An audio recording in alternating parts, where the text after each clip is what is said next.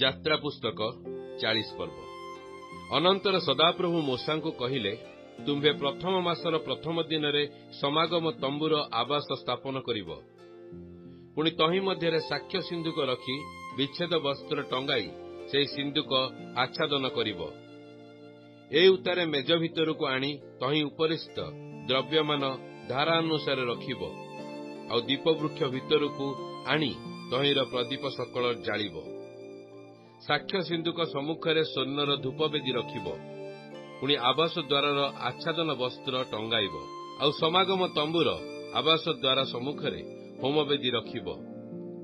ସମାଗମ ତମ୍ବୁ ଓ ବେଦୀ ମଧ୍ୟରେ ପ୍ରକ୍ଷାଳନ ପାତ୍ର ରଖି ତହିଁରେ ଜଳ ଦେବ। ପୁଣି ଚତୁର୍ଦିଗରେ ପ୍ରାଙ୍ଗଣ ପ୍ରସ୍ତୁତ କରିବ ଓ ପ୍ରାଙ୍ଗଣ ଦ୍ୱାରରେ ଆଚ୍ଛାଦନ ବସ୍ତ୍ର ଟଙ୍ଗାଇବ।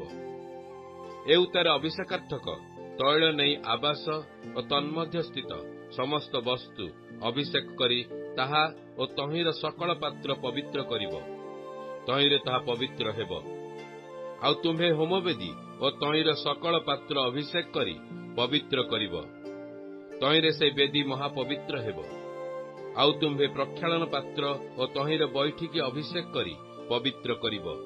ଏ ଉତ୍ତାରେ ତୁମେ ହାରଣକୁ ଓ ତାହାର ପୁତ୍ରଗଣକୁ ସମାଗମ ତମ୍ବୁର ଦ୍ୱାର ନିକଟକୁ ଆଣି ଜଳରେ ସ୍ନାନ କରାଇବ। ପୁଣି ଆମ୍ଭ ଉଦ୍ଦେଶ୍ୟରେ ଯାଜନ କର୍ମ କରିବା ନିମନ୍ତେ ହାରଣକୁ ପବିତ୍ର ବସ୍ତ୍ର ପରିଧାନ କରାଇ ଅଭିଷେକ କରି ପ୍ରତିଷ୍ଠା କରିବ। ଆଉ ତାହାର ପୁତ୍ରଗଣକୁ ଆଣି ଜାମା ପିନ୍ଧାଇବ। ପୁଣି ସେମାନଙ୍କ ପିତାକୁ ଯେ ରୂପେ ଅଭିଷେକ କଲ, ସେହି ରୂପେ ସେମାନଙ୍କୁ ଅଭିଷେକ କରିବ। ତହିଁରେ ସେମାନେ ଆମ୍ଭର ଯାଜନ କର୍ମ କରିବେ। ସେହି ଅଭିଷେକ ସେମାନଙ୍କ ପୁରୁଷାନୁକ୍ରମେ ଅନନ୍ତକାଳୀନ ଯାଜକତ୍ୱର ମୂଳ ହେବ। ମୋଶା ଏହି ରୂପେ କଲେ। ସେ ସଦାପ୍ରଭୁଙ୍କ ଆଜ୍ଞାନୁସାରେ ସବୁ କଲେ। ଅନନ୍ତର ମୋଶାଙ୍କ ପ୍ରତି ସଦାପ୍ରଭୁଙ୍କ ଆଜ୍ଞାନୁସାରେ ଦ୍ୱିତୀୟ ବର୍ଷର ପ୍ରଥମ ମାସର ପ୍ରଥମ ଦିନରେ ଆବାସ ସ୍ଥାପିତ ହେଲା। ପୁଣି ମୋଶା ଆବାସ ସ୍ଥାପନ କରି ତହିଁର ଚୁଙ୍ଗି ଦେଇ ପଟା ବସାଇ ଅର୍ଗଳ ପ୍ରବେଶ କରାଇ ତହିଁର ସ୍ତମ୍ଭ ଠିଆ କଲେ। ତହୁଁ ସେ ଆବାସ ଉପରେ ତମ୍ବୁ ବିସ୍ତାର କଲେ ଓ ତମ୍ବୁ ଉପରେ ଛାତ ଦେଲେ। ଅନନ୍ତର ମୋଶାଙ୍କ ପ୍ରତି ସଦାପ୍ରଭୁଙ୍କ ଆଜ୍ଞାନୁସାରେ ସେ ସାକ୍ଷ୍ୟପତ୍ର ଘେନି ସିନ୍ଦୁକ ଭିତରେ ରଖିଲେ ଓ ସିନ୍ଦୁକରେ ସାଙ୍ଗି ଲଗାଇ ସିନ୍ଦୁକ ଉପରେ ପାପାଚ୍ଛାଦନ ରଖିଲେ।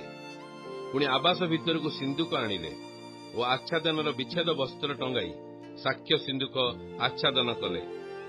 ଏ ଉତ୍ତାରେ ମୋଶାଙ୍କ ପ୍ରତି ସଦାପ୍ରଭୁଙ୍କ ଆଜ୍ଞାନୁସାରେ ସେ ଆବାସର ଉତ୍ତର ପାର୍ଶ୍ୱରେ ବିଚ୍ଛେଦ ବସ୍ତ୍ରର ବାହାରେ ସମାଗମ ତମ୍ବୁରେ ମେଜ ରଖିଲେ। ପୁଣି ସେ ସଦାପ୍ରଭୁଙ୍କ ସମ୍ମୁଖରେ ଧାରା ଅନୁସାରେ ତହିଁ ଉପରେ ରୋଟି ରଖିଲେ। ଅନନ୍ତର ମୋଶାଙ୍କ ପ୍ରତି ସଦାପ୍ରଭୁଙ୍କ ଆଜ୍ଞାନୁସାରେ ମେଜ ସମ୍ମୁଖରେ ଆବାସର ଦକ୍ଷିଣ ପାର୍ଶ୍ୱରେ ସମାଗମ ତମ୍ବୁରେ ଦୀପବୃକ୍ଷ ରଖିଲେ ଓ ସଦାପ୍ରଭୁଙ୍କ ସମ୍ମୁଖରେ ପ୍ରଦୀପ ଜାଳିଲେ।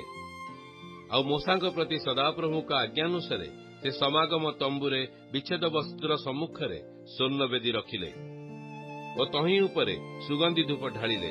ଏ ଉତ୍ତାରେ ମୋଶାଙ୍କ ପ୍ରତି ସଦାପ୍ରଭୁଙ୍କ ଆଜ୍ଞାନୁସାରେ ସେ ସମାଗମ ତମ୍ବୁ ଓ ବେଦୀ ମଧ୍ୟସ୍ଥାନରେ ପ୍ରକ୍ଷାଳନ ପାତ୍ର ରଖି ତହିଁ ମଧ୍ୟରେ ପ୍ରକ୍ଷାଳନ ନିମନ୍ତେ ଜଳ ଦେଲେ।